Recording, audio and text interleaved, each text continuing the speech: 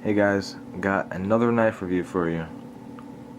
As you can see, this is the Zero Tolerance 561. An awesome knife. Hard to come by right now. They're a little expensive, a little pricey because the only place you're gonna find one is the secondary market. I picked this up off of USN, as always. Great place to find, hard to get knives.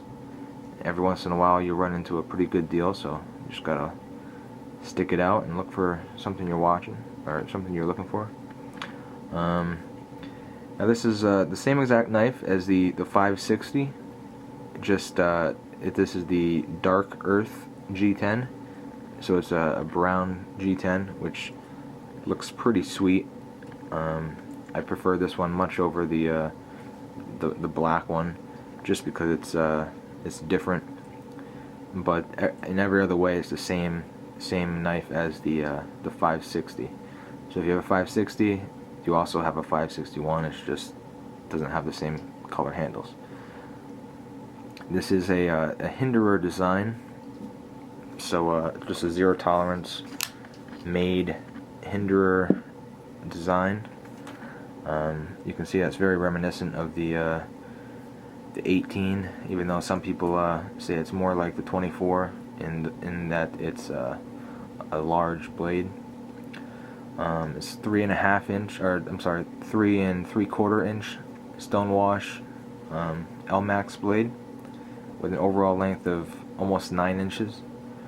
It's pretty hefty as well, 5.8. Although I'm gonna be honest with you, when I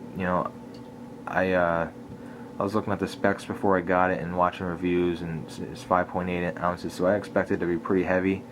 But just when you handle this thing, it doesn't seem heavy, at least not that heavy, because of just how large it is.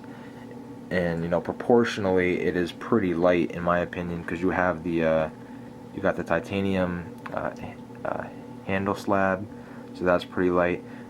The most of your weight is the blade, because it's just such a long, and it's a pretty thick blade, pretty stout blade.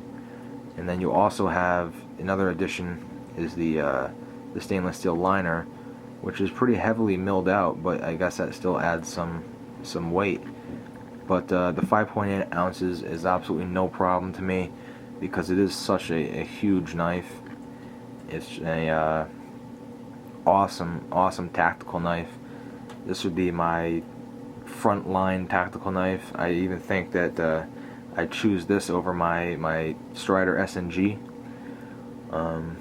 Just toughness wise, because this thing is just built like a rock.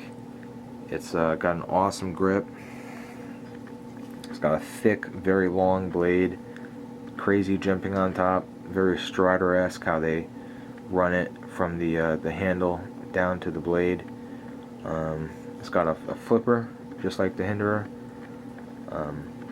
I do have a complaint with the flipper though, and it also is due to the jimping. So actually, I guess it's the jimping I have a complaint of, because as you see, when you actuate the flipper, what happens is whoops, I hit my tripod. What happens is your finger, after you engage the flipper, runs into this track of jimping, which is extremely sharp. So it's not that fun, pulling on this flipper and then grinding your finger along these sharp edges. So I actually just prefer using the thumb stud. It's very smooth. It's got the KVT, I believe that's what they're calling it on this one. It's the ball bearing track on either side of the blade.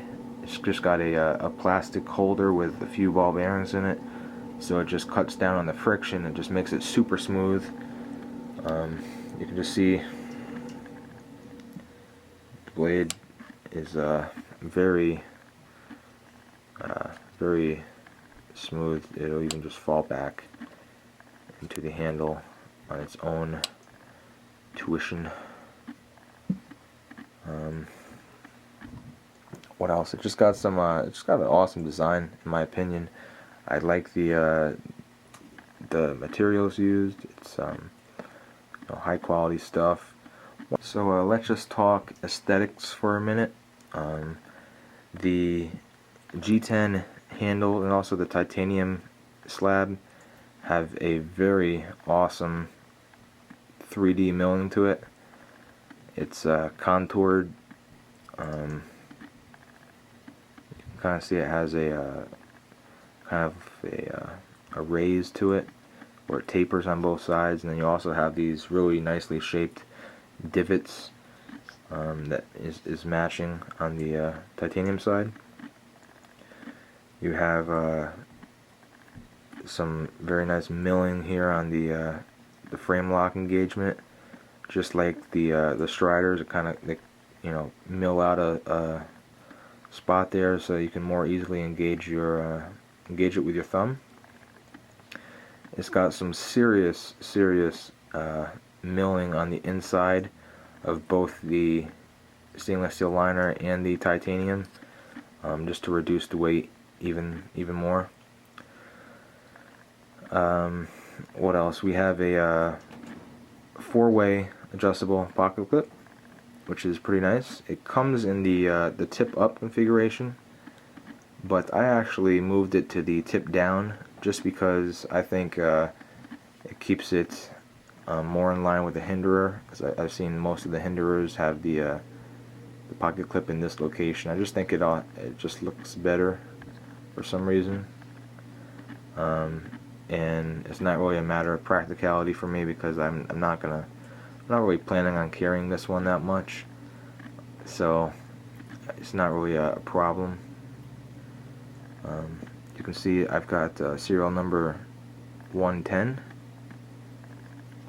You can see the Hinderer design, Kai USA 561. And you also can see the LMAX steel here. So this is the first LMAX steel blade that I've owned. So interested to see how that performs. I hear it's pretty good stuff. It's used on a couple different zero tolerance knives.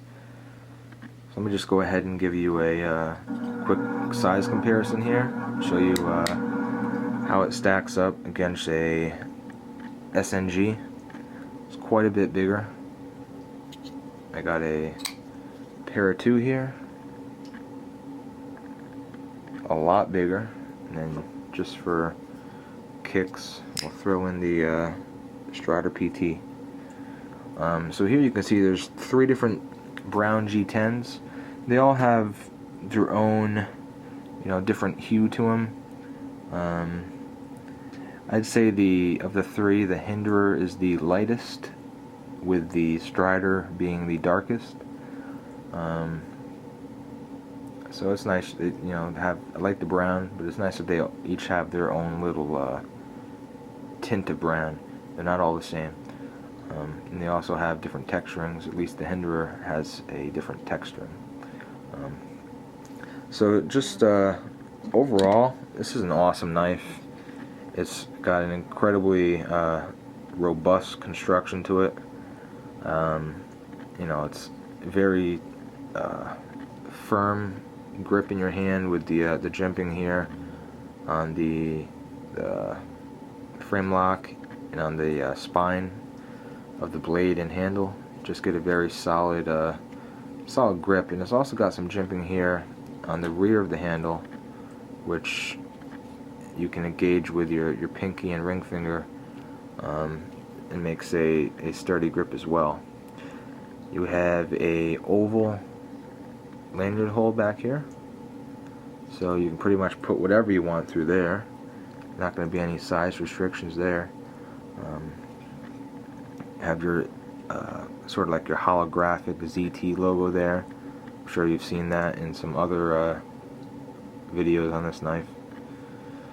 I guess a complaint that I'm going to give this is that if you hold it, like this, and you hold it, in tight, firm grip, the meat of your index finger